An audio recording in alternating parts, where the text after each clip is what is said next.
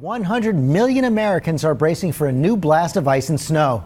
This map tells the story. Watch the storm system move, caking the south in deadly ice, then heading north, about to pummel the whole northeast with snow.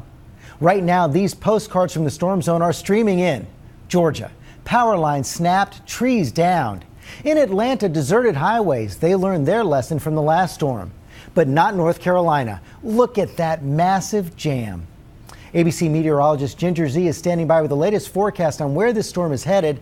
First, ABC's Steve Osunsami, tracking a dangerous commute home for millions across the South. Those pictures from Raleigh this evening, shades of the traffic mess that was Atlanta 2 weeks ago.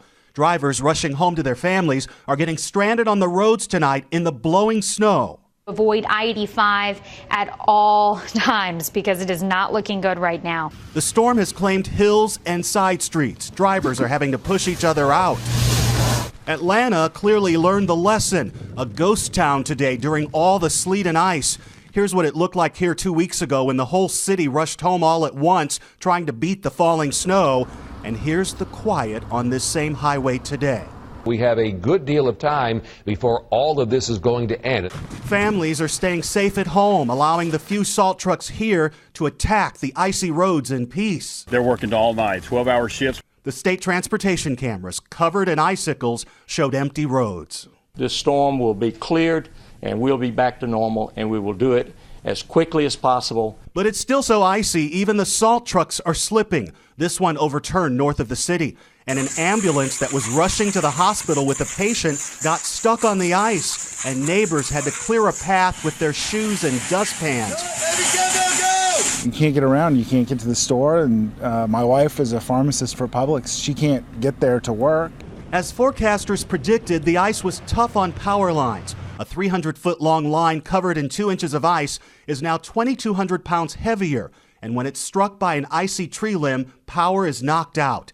More than 350,000 people are in the dark tonight across 7 states. More than 3,300 flights were canceled today, and another 3,200 are canceled tomorrow. And not just in the South. Nearly 5 million passengers nationwide are affected. None of this is anything people down here are used to. At least 9 people have been killed in this storm. And there's still the threat of more snow for this city tonight. George? Okay, Steve, thanks. Let's get more now from ABC meteorologist Ginger Z. And Ginger, we just heard Steve say more snow in Atlanta. That's just the beginning. The whole East Coast is in for it. That's right. We're looking at right here behind us, the gorgeous Manhattan skyline. You're not going to be able to see it in about 8 hours. That's right. We will be seeing visibilities reduced. The snow will start flying. Let me time it all out for you because it's still happening for parts of the South, northern Alabama, all the way through eastern Tennessee, western North Carolina. And that pink, remember, represents freezing rain and sleet. But here's what's really important. Tomorrow morning, 7 a.m., Philadelphia right on the line. So they've had heavy snow overnight and then it changes over. See how New York City just gets going then? Well, this is what's going to happen for so many folks along the coast. It'll be snow and then it will change to freezing rain or sleet and then eventually even rain. Look at Boston. Rain for much of the day wraps up for everybody by early Friday morning. Here's what's left behind. I think the heaviest snow totals are going to be still west of I-95.